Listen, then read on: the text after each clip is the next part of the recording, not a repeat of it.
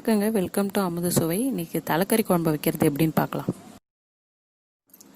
தலைக்கறி clean பண்ணி வச்சிருக்கு. இது வேகிறதுக்கு ஒரு 4 கிளாஸ் தண்ணி ஊற்றிக்கலாம். இதை ஒரு 20 நிமிஷம் வேக வைக்கலாம். கறி நல்லா வெந்துடுச்சு. இப்போ அதை தனியாக எடுத்து வச்சுக்கிட்டு அந்த மட்டன் ஸ்டாக்கில் மற்ற மசாலாலாம் சேர்த்துக்கலாம். 3 டேபிள் ஸ்பூன் மிளகாத்தூள், 1 டேபிள் ஸ்பூன் மஞ்சத்தூள், தேவையான அளவு உப்பு சேர்த்துக்கலாம்.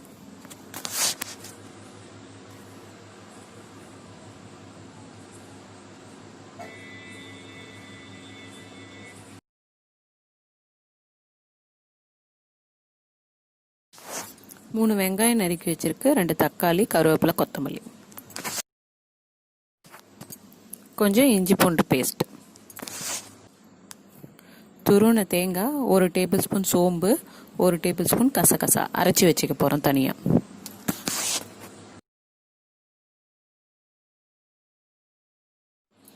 இதை அரைச்சி தனியாக எடுத்து வச்சுக்கலாம். கடாய் நல்லா ஹீட் ஆனதும் 3 டேபிள் ஸ்பூன் எண்ணெய் ஊற்றிக்கலாம்.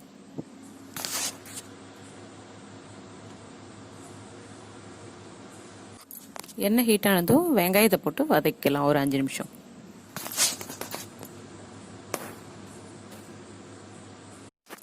வெங்காயம் வதங்கிடுச்சு. இப்போ தக்காளி சேர்த்து வதக்கிக்கலாம்.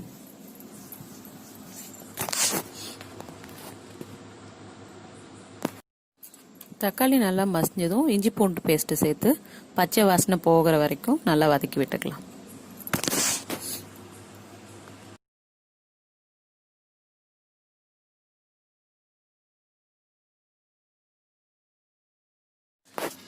இஞ்சி பூண்டு பேஸ்ட்டு நல்லா வெந்துடுச்சு.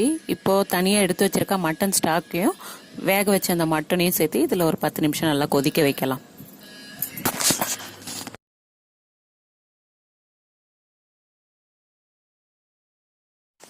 மட்டன் ஏற்கனவே நல்லா வெந்துடுச்சு. இப்போ நம்ம தனியாக அரைச்சி வச்சிருக்க தேங்காய் விழுதோடு சேர்த்துக்கலாம். ஒரு 10 நிமிஷம் நல்லா கொதிக்கட்டும். நம்ம மூடி வச்சிடும். தாளிக்கிற பட்டை, கிராம்பு, அன்னாசிப்பூ எல்லாம் எடுத்துக்கலாம். கடாய் நல்லா ஹீட் ஆனதும் ஒரு 2 டேபிள் ஸ்பூன் எண்ணெய் ஊற்றிக்கலாம். எண்ணெய் நல்லா ஹீட் ஆயிடுச்சு. இப்போ தனியாக எடுத்து வச்சிருக்க அந்த பட்டை, கிராம்பு இதில் போட்டு வதக்கி விடும்.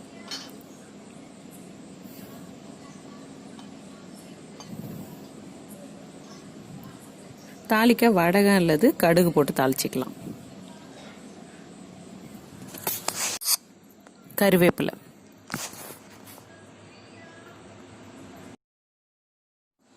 குழம்பு நல்லா கொதிச்சிருச்சு. இப்போ தாளிச்சதை இதோட சேர்த்துக்கலாம்.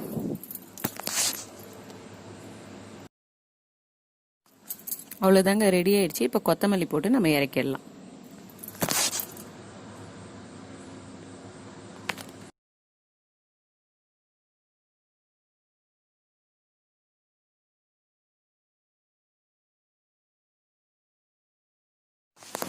அவ்வளோதாங்க, தலைக்கறி குழம்பு ரெடி. நீங்களும் ட்ரை பண்ணி பாருங்க.